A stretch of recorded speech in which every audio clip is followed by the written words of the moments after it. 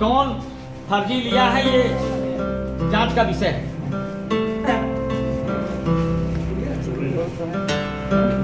बताइए तो बालाजी यार।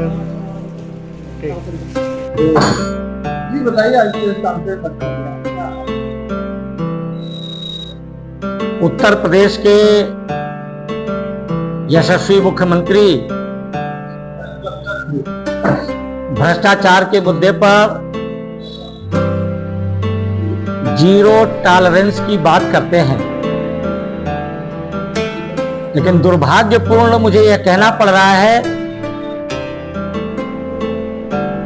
कि मिर्जापुर की धरती पर भ्रष्टाचार का नग्न तांडव हो रहा है।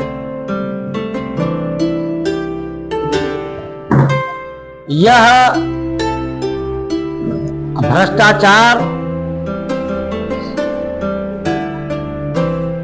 यहां के तथाकथित जनप्रतिनिधि उनके संरक्षण में फल फूल रहा है। आज नगर की स्थिति ऐसी बदतर हो गई है कि लोगों का चलना दूभर हो गया है। आप मिर्जापुर की किसी सड़क से गुजरिए, बजबजाती हुई नालियां,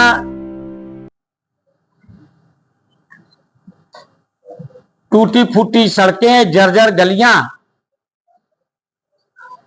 चारों तरफ हम सबको दिखाई पड़ रही हैं।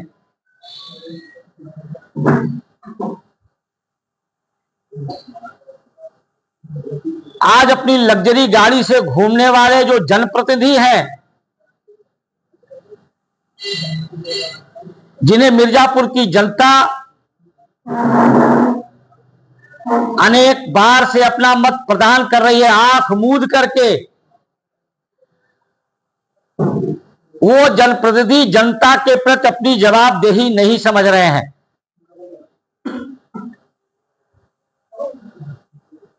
भ्रष्टाचार का आलम यह है कि एक भ्रष्ट कर्मचारी की शिकायत करने गए एक सभासद ने जब नगर पालिका परिषद के चेयरमैन से कहा, उन्होंने कहा आवास पर आइए। आवास पर जाने के बाद उसके ऊपर नाराज हो गए, उससे बदतमीजी किए। उनके लड़कों ने जब विरोध किया तो वो अपने पालतू गुंडों के द्वारा उसकी बर्बर पिटाई कराई गई। वह सत्तारूढ़ दल का ही सभासद है। वह सभासद संगठन में शिकायत किया, जिम्मेदार अधिकारियों से शिकायत किया, सत्ता के नुमाइंदों से शिकायत किया, प्रतिनिधियों से शिकायत किया, लेकिन उसकी आवाज नक्कार खाने में टूटी की तरह गूंज रही है, इसलिए कि संगठन और सरकार के लोग भ्रष्टाचार में आकंठ डूबे हुए हैं। नगर पालिका के विषय में अनेक सभासद जो हमारे आज भी संपर्क में हैं, जो निर्दल चुनाव जीते और भारतीय जनता पार्टी में सम्मिलित हो गए, या भारतीय जनता पार्टी के सिंबल पर जो चुनाव लड़े और जीते, वह भी हमारे संपर्क में है। वो नगर पालिका की व्यथा और कहता आकर के मुझसे बताते हैं। उन सबका कहना है कि सैकड़ों लीटर डीजल नगर पालिका के कर्मचारी, अधिकारी और कर्मचारी मिलकर के प्रतिदिन पी रहे हैं। हम सब ने मुर्गी को और चिड़िया को चारा खाते हुए सुना था, लेकिन जिम्मेदार जनप्रतिनिधि और कर्मचारी डीजल पी रहे हैं, ये मिर्जापुर की धरती पर हो रहा है। जो कार्य हो रहा नगर पालिका की तरफ से, सरकार की तरफ से शासनादेश है, यह कार्य किस कार्यदायी संस्था के द्वारा हो रहा है, इसकी लागत क्या है,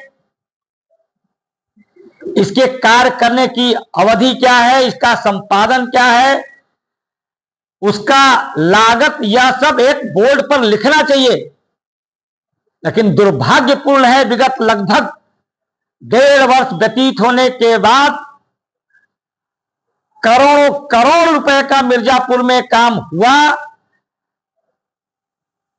लेकिन किसी भी कार्यदायी संस्था या लागत का बोर्ड कहीं लिखा नहीं गया है। यहां जो लाल डिग्गी पार्क में है, वहां व्यायामशाला बने,